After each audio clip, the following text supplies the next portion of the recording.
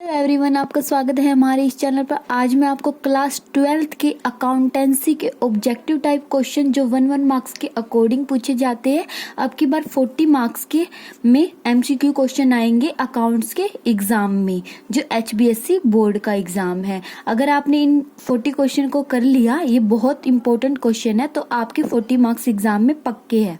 ठीक है, स्टार्ट करते हैं फर्स्ट क्वेश्चन से। आय व्यय खाता प्रदर्शित करता है। आय व्यय खाता क्या प्रदर्शित करता है? क्या करता है? आधिक्य या कमी, कि हमें कितना आधिक्य मतलब प्रॉफिट हुआ है और कितना हमें लॉस हुआ है, इनकम कितनी हुई है और एक्सपेंडिचर कितना हुआ है। आय व्यय खाता किसके द्वारा बनाया जाता है? किसके द्वारा बनाया जाता है? लाभ कमाने वाली संस्था द्वारा। जिन संस्थाओं का उद्देश्य क्या होता है? लाभ कमाना, वो क्या करती है? आय व्यय खाता बनाती है। ये मैं आपको 50 क्वेश्चन कराऊंगी जो बहुत बहुत इंपॉर्टेंट है। ठीक है, उसके बाद है प्राप्ति एवं भुगतान खाता दर्शाता है। क्या दर्शाता है? प्राप्ति एवं भुगतान खाता डेबिट शेष को दिखाता है। उसके बाद हमारा 4th क्वेश्चन है, साझेदार का दायित्व होता है। साझेदार का दायित्व क्या होता है? असीमित होता है। क्यों होता है असीमित? अगर बाय चांस फर्म को क्या हो रहा है, लॉस हो रहा है, तो साझेदारों की जो पर्सनल एसेट है उनको भी लॉस का भुगतान करने के लिए यूज किया जा सकता है। इसलिए साझेदारों का दायित्व क्या होता है? असीमित होता है। उसके बाद है 5th क्वेश्चन, प्राप्ति एवं भुगतान खाता है। मतलब प्राप्ति एवं भुगतान खाता कौन क्या है? पर्सनल अकाउंट है, रियल अकाउंट है, नॉमिनल अकाउंट है, या फिर रियल एंड नॉमिनल अकाउंट है। क्या है? प्राप्ति एवं भुगतान खाता क्या है? रियल अकाउंट है। ठीक है, उसके बाद है लाभ न कमाने के लिए स्थापित संस्थाएं तैयार करती है। नॉन प्रॉफिट ऑर्गेनाइजेशन कौन सा खाता तैयार करती है? Income and expenditure account. कौन सा खाता तैयार करती है? Income and expenditure account, NPO। ठीक है, उसके बाद हमारा 7th क्वेश्चन है। हमारा 7th क्वेश्चन क्या है? एक साझेदारी फर्म में साझेदारों की संख्या हो सकती है। अधिकतम संख्या कितनी हो सकती है साझेदारों की? अधिकतम संख्या हो सकती है 50। उसके बाद है साझेदारी संलेख। साझेदारी संलेख क्या होता है? जिसमें साझेदारी के नियम लिखे जाते हैं कि हमने कितने साझेदारों से साझेदारी शुरू की है, हमारा मतलब कितना पूंजी पर ब्याज है, कितना आहरण पर ब्याज है, जिसमें सब चीजें लिखी जाती है। उसको क्या कहते हैं हम? प्रविवरण कहते हैं। तो साझेदारी संलेख मतलब पार्टनरशिप डीड को डैश भी कहा जाता है। क्या कहा जाता है? साझेदारी के अंतर नियम। ठीक है, उसके बाद साझेदारी संलेख के अभाव में साझेदार के ऋण पर ब्याज दिया जाएगा। अगर हमने पार्टनरशिप डीड नहीं की, हमने पार्टनरशिप डीड में सारी बातों का उल्लेख नहीं किया, तो क्या साझेदार के ऋण पर कितना ब्याज दिया जाएगा? 6% वार्षिक साधारण ब्याज, सिंपल इंटरेस्ट दिया जाएगा 6%। ओके, हमारा फिर 10th क्वेश्चन है कि सैक्रिफाइसिंग रेशियो हम कैसे निकालते हैं? सैक्रिफाइसिंग रेशियो निकालने का क्या फॉर्मूला है? Old ratio minus new ratio. ठीक है, उसके बाद हमारा 11th क्वेश्चन है। हमारा 11th क्वेश्चन क्या है? Gaining ratio. सैक्रिफाइसिंग रेशियो कैसे निकलती है? Old ratio minus new ratio. तो गेनिंग रेशियो कैसे निकलती है? New ratio minus old ratio. उसके बाद 12th क्वेश्चन है, साझेदार के अवकाश ग्रहण करने पर ख्याति की राशि किसके पूंजी खाते में क्रेडिट की जाती है? साझेदार अगर रिटायर होता है तो ख्याति की जो राशि है, मतलब जो गुडविल है, उसका अमाउंट किसके कैपिटल अकाउंट में क्रेडिट किया जाता है? जो पार्टनर क्या हो रहा है? रिटायर हो रहा है, रिटायर होने वाले साझेदार की। ठीक है, अवकाश ग्रहण करने वाले साझेदार की। उसके बाद हमारा 13 क्वेश्चन है, किसी साझेदार की मृत्यु होने पर, जब किसी साझेदार की क्या हो जाती है? मृत्यु, उसको दे पूरी राशि किसके खाते में क्रेडिट की जाएगी? जब वो मर जाएगा, मतलब जब उसकी मृत्यु हो जाएगी, तो उसकी जो राशि है किसके खाते में क्रेडिट की जाएगी? उसके उत्तराधिकारी के खाते में। ठीक है, जो उसने अपना क्या रखा होगा? नॉमिनी, उसके खाते में क्या की जाएगी? क्रेडिट की जाएगी। अगर आपको मेरा वीडियो पसंद आया तो जल्दी से वीडियो को लाइक और चैनल को सब्सक्राइब कर देना, ताकि मैं आपके लिए आने वाली अच्छी अच्छी वीडियो आपको मिलती रहे। ठीक है, एग्जाम से रिलेटेड। उसके बाद हमारा 14 क्वेश्चन है। 14 क्वेश्चन क्या है, समता अंशधारी होते हैं। जो समता अंशधारी होते हैं, शेयर होल्डर होते हैं, वो क्या होते हैं, कंपनी के क्या होते हैं, वो स्वामी होते हैं। जो क्या है, प्रत्यक्ष नियंत्रण नहीं कर पाते कंपनी पर, लेकिन वो क्या होते हैं, कंपनी के स्वामी होते हैं। उसके बाद है 15 क्वेश्चन, कंपनी के अंशधारी प्राप्त करते हैं। अंशधारियों को क्या मिलता है, लाभांश मिलता है। 16 क्वेश्चन है, ऋणपत्रधारी कौन है। कौन है ऋणपत्रधारी, कंपनी के लेनदार, जिनसे कंपनी को लेना है। उसके बाद है वित्तीय विश्लेषण के उपकरण हैं। वित्तीय विश्लेषण मतलब फाइनेंशियल एनालिसिस कैसे कैसे कर सकते हैं, क्या कर सकते हैं, अनुपात विश्लेषण से भी कर सकते हैं, प्रवृत्ति विश्लेषण से भी कर सकते हैं, तुलनात्मक विश्लेषण भी, मतलब उपयुक्त सभी वित्तीय विश्लेषण, ये सारे क्या है हमारे वित्तीय विश्लेषण, जिनकी सहायता से हम क्या जान सकते हैं, अपनी फाइनेंशियल एनालिसिस कर सकते हैं। ठीक है, ये हमारा 17 क्वेश्चन था। उसके बाद हमारा 18 क्वेश्चन है। 18 क्वेश्चन क्या है, रोकड़ प्रवाह विवरण तैयार किया जाता है। जो कैश फ्लो स्टेटमेंट है वो किस लिए तैयार किया जाता है, आर्थिक चिट्ठा, लाभ हानि खाता, अतिरिक्त सूचना, उपयुक्त सभी। हमें कैश फ्लो स्टेटमेंट से क्या पता चल जाता है, हमें अपने मतलब फाइनेंशियल पोजीशन का पता लग जाता है, लाभ हानि का भी पता लग जाता है, और हमें अतिरिक्त सूचना भी मिल जाती है, मतलब उपयुक्त सभी। उसके बाद हमारा 19 क्वेश्चन है, आदर्श चालू अनुपात है। आदर्श चालू अनुपात क्या है, 2:1। ये क्वेश्चन वेरी इंपॉर्टेंट है, बहुत इंपॉर्टेंट है, बार बार एग्जाम में आता है, इसको जरूर याद रखना है कि आदर्श चालू अनुपात है 2:1। ठीक है। उसके बाद हमारा है, एक निजी कंपनी में सदस्यों की अधिकतम सीमा हो सकती है। निजी कंपनी में सदस्यों की अधिकतम सीमा क्या हो सकती है, 200। ठीक है, ये भी क्वेश्चन इंपॉर्टेंट है। मैं सारे क्वेश्चन आपको इंपॉर्टेंट कर रही हूँ, तो आपको एग्जाम में जाने से पहले इन क्वेश्चनों को फटाक से याद करना है, ताकि आपको पूरे 40 के 40 मार्क्स मिल जाए। ठीक है। उसके बाद है, फर्म को दिए गए ऋण पर ब्याज है। जो फर्म को ऋण दिया गया उस पर क्या ब्याज, क्या है हमारा, प्रभार है, मतलब भार है। ठीक है। उसके बाद हमारा 22 क्वेश्चन है। 22 क्वेश्चन में क्या है, मृतक साझेदार को देय राशि का भुगतान उसके डैश को किया जाता है। जब किसी क्या होता है, साझेदार की क्या होता है, मृत्यु हो जाती है, तो उसकी राशि का भुगतान किसको किया जाएगा, उत्तराधिकारी को, जो उसने नॉमिनी का नाम लिखा होगा उसको ही उसकी राशि का, साझेदार की राशि का भुगतान किया जाएगा। उसके बाद 23 क्वेश्चन है, अंश आवंटन खाता है, मतलब शेयर अलॉटमेंट अकाउंट क्या, कौन सा अकाउंट है, नॉमिनल अकाउंट है, रियल अकाउंट है, पर्सनल अकाउंट है, या कैश अकाउंट है। तो शेयर अलॉटमेंट अकाउंट कौन सा है, पर्सनल अकाउंट है। ठीक है। उसके बाद 24 क्वेश्चन है, ऋण पत्र होते हैं। ऋण पत्र क्या होते हैं, ऋण का प्रमाण पत्र, जिसमें हमें ये होता है हमारा ऋण का प्रमाण पत्र कि हमने ऋण ले रखा, उसका क्या है, ये प्रूफ है ऋण पत्र। उसके बाद 25 क्वेश्चन है हमारा, लाभांश पर दिया जाता है। लाभांश किस पर दिया जाता है, अधिकृत पूंजी पर, निर्गमित पूंजी पर, मांगी गई पूंजी पर, प्रदत्त पूंजी पर, मतलब सब्सक्राइब्ड कैपिटल पर क्या दिया जाता है, लाभांश दिया जाता है। ये हमारा 25 क्वेश्चन हो गए हैं। ठीक है।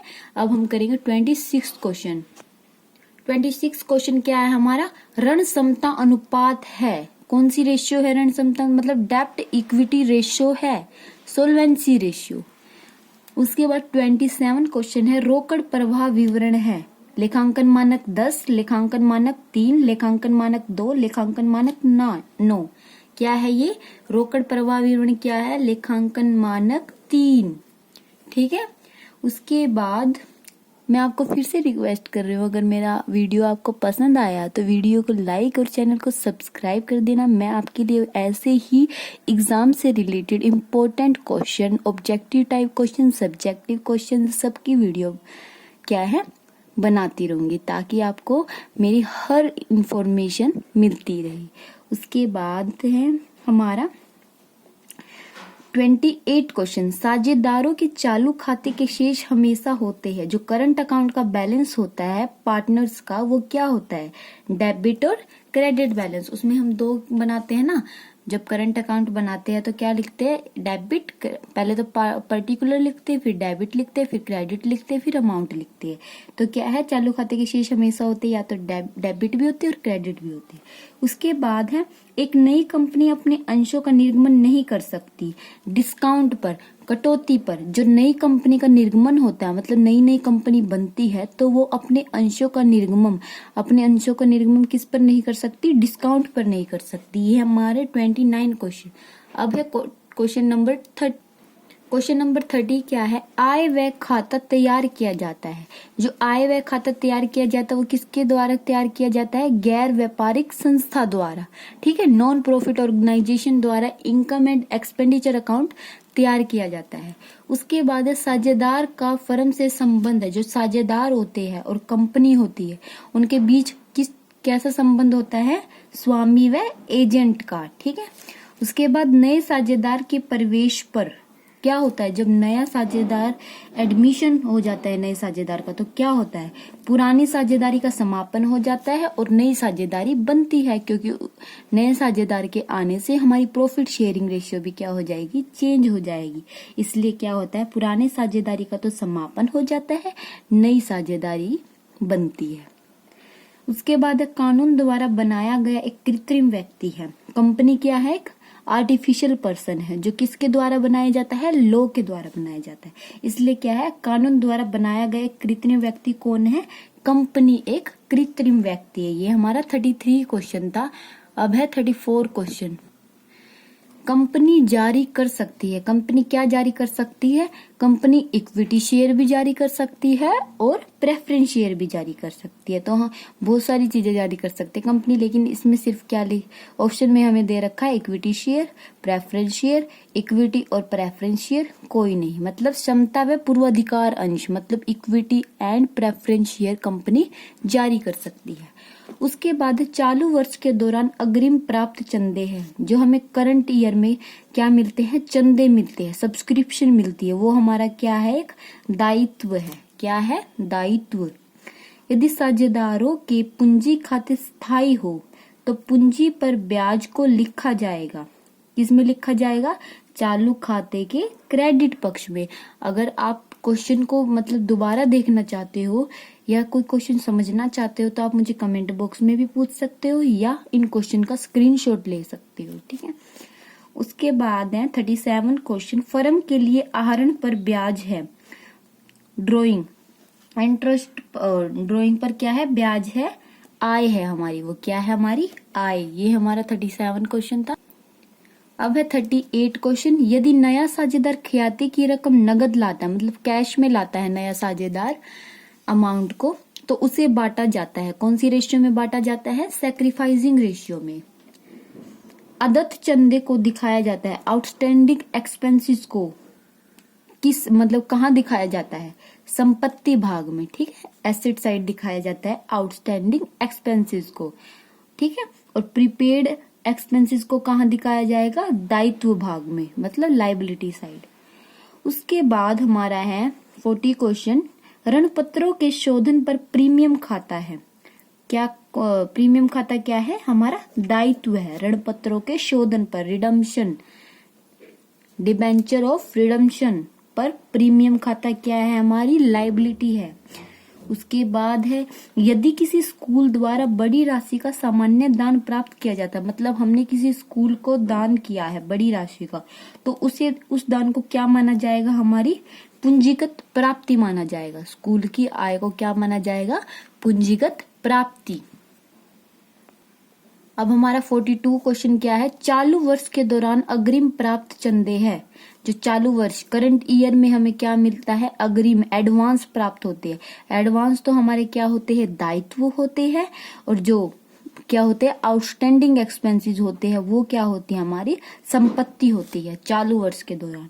उसके बाद 43 क्वेश्चन है, कौन सा पूंजीगत प्राप्ति है, आजीवन सदस्यता शुल्क, लाइफ मेंबरशिप क्या हमारा पूंजीगत प्राप्ति है।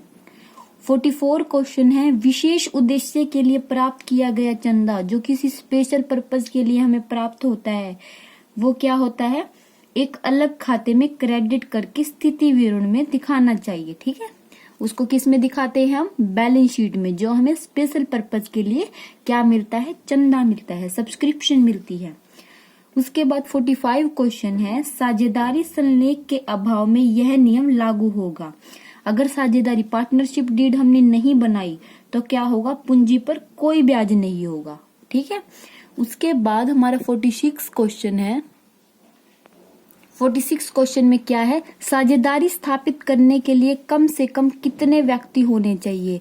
मतलब अगर हमें साझेदारी शुरू करनी है तो कितने व्यक्ति होने चाहिए? 2 व्यक्ति जरूर होने चाहिए। उसके बाद 47 क्वेश्चन है, साझेदारी संलेख के अभाव में साझेदार लाभ हानि बांटते। अगर हमने पार्टनरशिप डीड नहीं बनाई तो साझेदार लाभ हानि को कैसे बांटेंगे? समान अनुपात में, बराबर बराबर, इक्वल इक्वल।